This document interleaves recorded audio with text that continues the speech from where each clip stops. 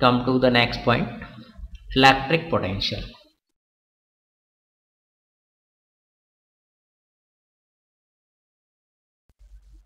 Actually electricity के जो characteristics होते हैं, यदि हम उसको किसी से कंपेयर करें तो वाटर फ्लो से मतलब बहुत इजीली हम उसको कंपेयर कर सकते हैं।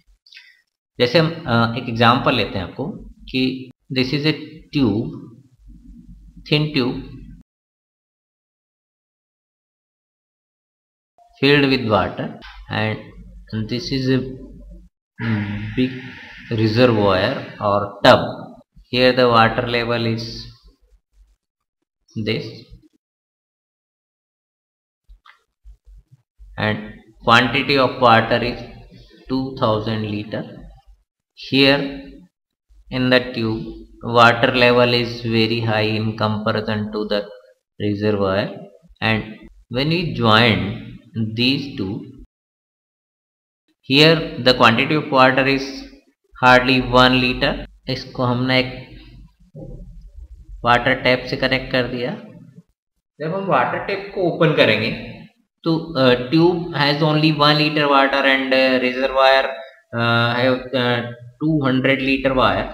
Quantity of water is greater in the reservoir and very less in comparison to the reservoir in the tube.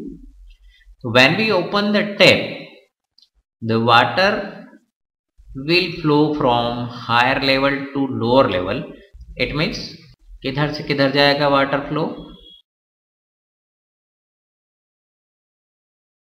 Water is flowing from higher level to lower level till that the level becomes equal.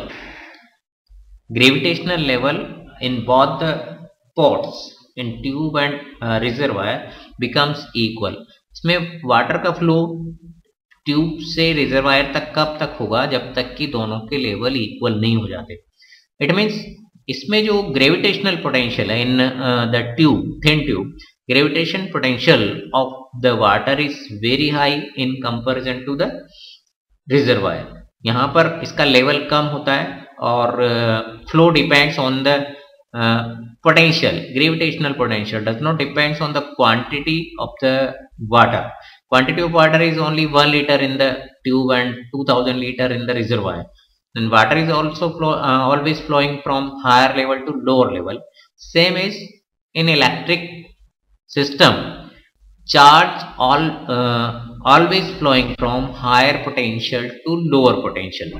यहाँ पर एक दूसरी चीज होती है समझने में problem हमको यहाँ पर किस तरह की आती है कि वाटर का लेवल हमको दिखाई देता है, वाटर फ्लो करता हुआ हमको दिखाई देता है, बट इलेक्ट्रिसिटी में कैसे हम उसको बोल दें कि ये हायर पोटेंशियल पे कि हमको कुछ दिखता नहीं है। ऐसे ही इलेक्ट्रॉन का फ्लो, जो करंट इलेक्ट्रिसिटी फ्लो हो रही होती है, उसका हमको कुछ पता नहीं लगता है कि किधर से किधर फ्लो हो रहा है। तो यहाँ पर एक प्रैक्टिकल प्रूफ के थ्रू ही हमको ये चीज प्रूव करनी होती है, और उसके हम बहुत सारे एग्जाम्पल यहाँ पर ले सकते हैं कि how to define the potential. तो we can say the potential is the level of charge. जैसे हम बोलें कि यहाँ पर वाटर का लेवल ज्यादा था, ग्रेविटेशनल पोटेंशियल ज्यादा था ट्यूब में, तो सेम एज यदि हम बोलें कि किसी भी बॉडी को हमने चार्ज दिया हुआ है और वहां पर जब हम चार्ज देते हैं किसी बॉडी को, तो हम बोलेंगे कि उसका पोटेंशियल इंक्रीज हो रहा है। पोटेंशियल इंक्रीज हो रहा है, इट मीन्स कि लेवल ऑफ चार्ज इंक्रीज हो रहा है। जैसे हम किसी पॉट में वाटर डालते हैं, पानी भरते हैं, तो जैसे जैसे हम उसके अंदर पानी भरते जाएंगे उसका लेवल इंक्रीज होता चला जाएगा। सेम इज जब हम किसी भी बॉडी को चार्ज देते हैं, चार्ज करते हैं, तो उसका चार्ज का लेवल बढ़ता है। एक तरीके से हम बोले कि level of charge increases and level of charge is consider as a potential. किसी भी बॉडी में चार्ज का लेवल कितना है in comparison to the other body, then if charge level of charge is greater, then we can say the potential of this body is higher and another in comparison to the other body. जैसे इसका एक example देखो आप, दो same bodies हैं, charge of first body is plus 20 coulomb and second body is plus 2 coulomb. Both the bodies are equal in size and material, same material से बनी हुई है, and situated on the stand, insulated, दोनों के जो stand है वो insulated है। If we join these two bodies with any conducting wire or copper wire, then charge is flowing from body A to body B. Charge means current is flowing from A to B because plus 20 coulomb is at higher potential. A body is at higher potential and B body will be at lower potential. Plus 20 coulomb charge, it means कि इस body ने electrons ज्यादा loose कर रखे। एक 1 coulomb has the electron 6.25 10⁻18 plus 20 Coulomb's में कितने electron lose करेगा, तो इसने कितने इलेक्ट्रॉन लूज किए, माइनस इलेक्ट्रॉन इसके पास है 6.25 इंटू 10⁻18 इंटू 20, इसने इलेक्ट्रॉन लूज किए 6.25 into 10⁻18 into 2 only. So deficiency of electron on body A is greater in comparison to B. When we join these two, electron starts flowing from B to A because deficiency of electron is more at A and current starts flowing from A to B. क्योंकि current जो conventional current है उसको हम हमेशा ये मानते हैं जैसे वाटर हायर लेवल से लोअर लेवल पर जाता है, ऐसे ही हम पॉजिटिव चार्ज बॉडी को हायर लेवल पे, हायर पोटेंशियल पे कंसीडर करते हैं। तो पॉजिटिव ज्यादा है उसके ऊपर, बॉडी बहुत, दोनों बॉडी सेम है, ऐसा हमेशा नहीं होता कि उसके ऊपर ही पोटेंशियल ज्यादा होगा, यदि बॉडीज की साइज पे डिपेंड करता है। यहाँ पर दोनों बॉडीज की साइज सेम है, सेम मटेरियल का हमने लिया है, तो हम ये मानेंगे कि प्लस 20 कूलम चार्ज जिस बॉडी के पास है उसका पोटेंशियल ज्यादा होगा और प्लस 2 कूलम चार्ज का पोटेंशियल कम होगा। नंबर ऑफ इलेक्ट्रॉन्स की जो डेफिशिएंसी है वो ए पे ज्यादा है एंड बी पे कम है, बिकॉज की पॉजिटिव चार्ज ज्यादा है तो उसने इलेक्ट्रॉन ज्यादा लूज किया है, ये हमने पहले प्रॉपर्टी ऑफ चार्ज में पढ़ा। तो electron starts flowing from B to A, then and at the same time we can say the current start flowing from A to B. It is electron current and I is conventional current. हम ये मान के चलते हैं कि current always flowing from higher potential to lower potential. वैसे तो actually current flow में इलेक्ट्रॉन ही फ्लो करते हैं, तो इलेक्ट्रॉन फ्लो के अपोजिट डायरेक्शन में हम करंट का फ्लो कंसीडर करते हैं। तो पोटेंशियल को एक एक्सपेरिमेंटली आपको थोड़ा सा हमने डिफाइन किया कि पोटेंशियल क्या चीज है। Potential is the level of charge. यदि चार्ज का लेवल किसी भी बॉडी के पास ज्यादा है तो उसका पोटेंशियल ज्यादा होगा। यहाँ पर हम कुछ स्टार पॉइंट्स दे देते हैं कि किस बॉडी का पोटेंशियल हमेशा हाई होता है। Positively charge body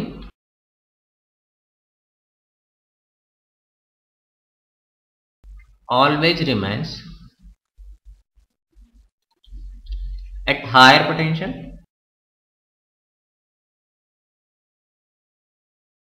and negatively charged body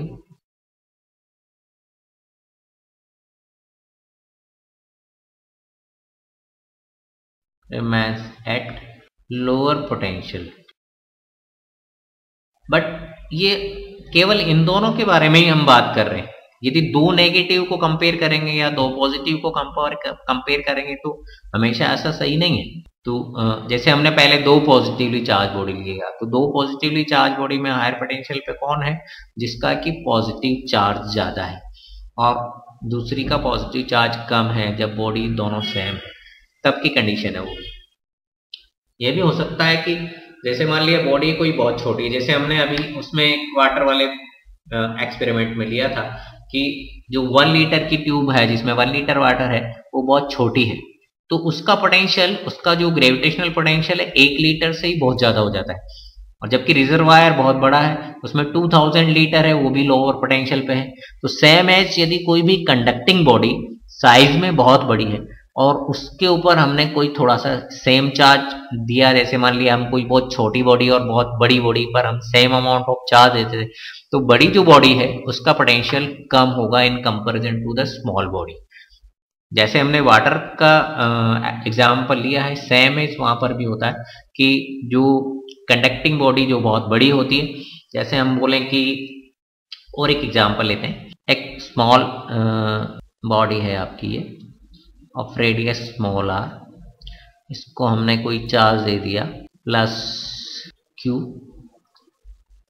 दूसरी कोई बॉडी है आपकी which has the radius 3r, material is same, उसको भी हमने सेम क्यू चार्ज दिया यदि, then body A and B, A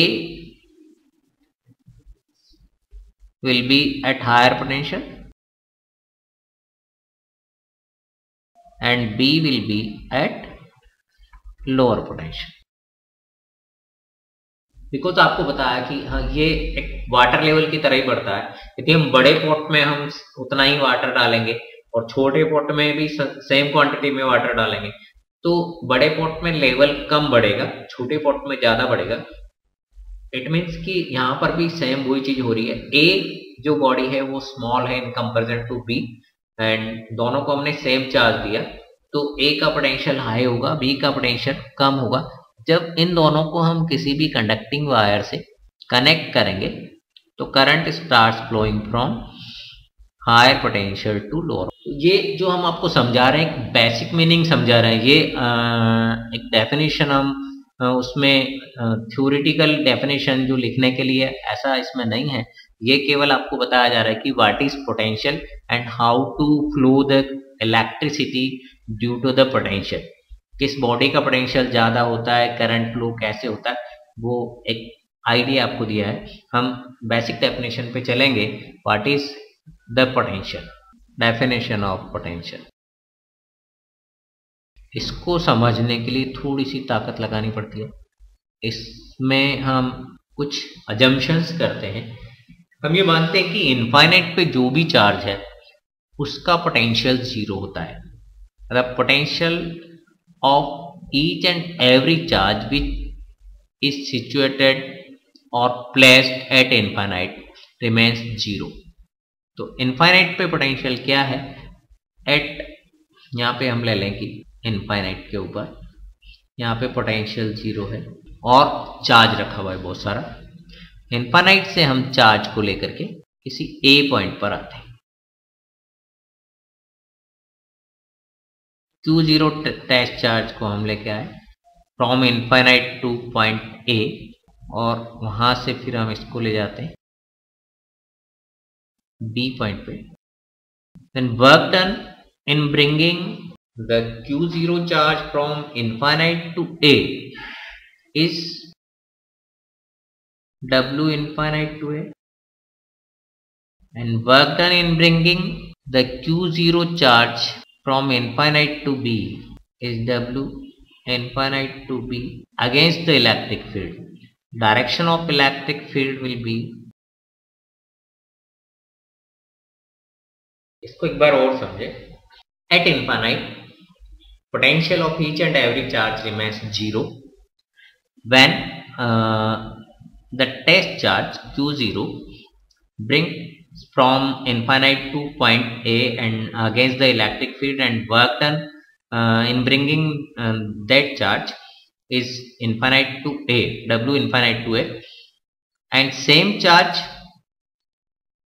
को यदि हम B point पे लाते हैं against the electric field, then work done is infinite to B. Then potential at A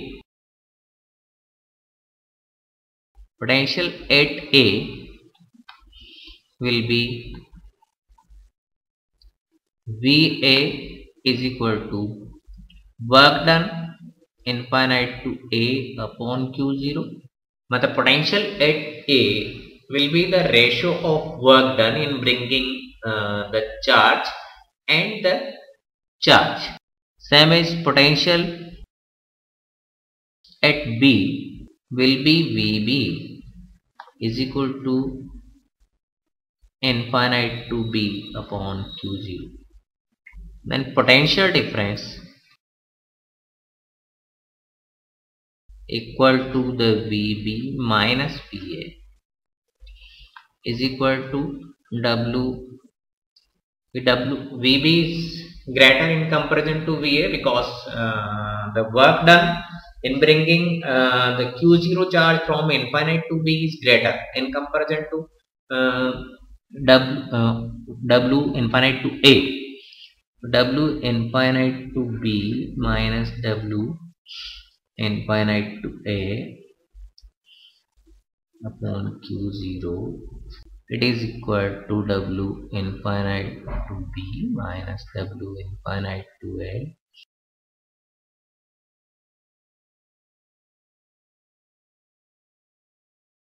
This is the potential difference between 2 points, between A and B. But we know that if A is at infinite,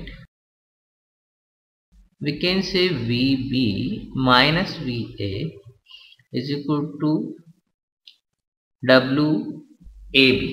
यदि हम देखें इसमें W infinite to B minus W infinite to A दोनों का work यदि हम उसको निकाल दें, डिफरेंस निकालें, तो हमको मिलता है कि A to B यहाँ पर हम ले सकते हैं कि W infinite W A to B upon Q0. This is the potential difference between 2 points between A and B.